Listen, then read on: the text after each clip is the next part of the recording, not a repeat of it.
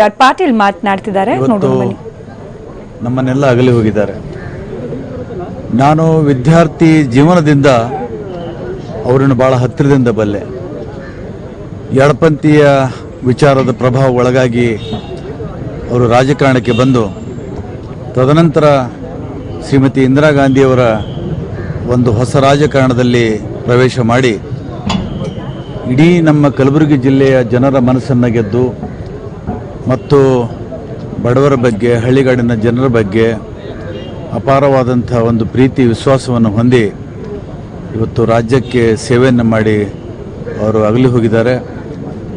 ಬಹುಶಃ ಧರ್ಮಸಿಂಗ್ ಸಾಹೇಬರು ಒಂದು ವಿಶೇಷವಾದಂಥ ಗುಣ ಅಂತಂದರೆ ಅವರು ಜೀವನದಲ್ಲಿ ಯಾರನ್ನೂ ಕೂಡ ದ್ವೇಷಿಸಿದವರಲ್ಲ, ಅಸೂಯೆ ಪಟ್ಟವರಲ್ಲ, ಮತ್ತು ಯಾರೇ ಹೋದರೂ ಅವ್ರ ಮನೆ ಬಾಗಿಲಿಗೆ ಅವರನ್ನು ಪ್ರೀತಿಯಿಂದ ಕರೆದು ಮಾತಾಡಿಸಿ ತಮ್ಮ ಕೈಲಾದಷ್ಟು ಸಹಾಯವನ್ನು ಮಾಡಿದಂಥ ಒಂದು ದೊಡ್ಡ ಗುಣ ಅವರಲ್ಲಿತ್ತು.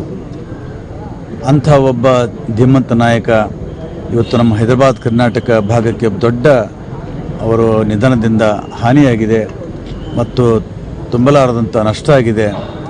ಇವತ್ತು ಅವರ ಕುಟುಂಬಕ್ಕೆ ಮತ್ತು ಅವರ ಇಡೀ ನಮ್ಮ ಶಿಷ್ಯ ಮಂಡಳಿಯವರಿಗೆ ಆ ದುಃಖವನ್ನು ಭರಿಸುವಂಥ ಒಂದು ಶಕ್ತಿ ಬರಲಿ ಮತ್ತು ಧರ್ಮಸಿಂಗ್ ಸಾಹೇಬರ ಒಂದೇನೋ ಒಂದು ಆದರ್ಶಗಳಿದ್ದು ಅವನ್ನೆಲ್ಲ ಎಲ್ಲರೂ ಪಾಲಿಸುವಂಥದ್ದು ಮಾಡೋಣ ಅಂತ ಹೇಳಿ ಅವರ ಆತ್ಮಕ್ಕೆ ನಾನು ಶಾಂತಿಯನ್ನು ಕೋರಿ ನನ್ನ ಭಾವಪೂರ್ವಕ ಶ್ರದ್ಧಾಂಜಲಿಯನ್ನು ಅರ್ಪಿಸ್ತಾ ಇದ್ದೇನೆ.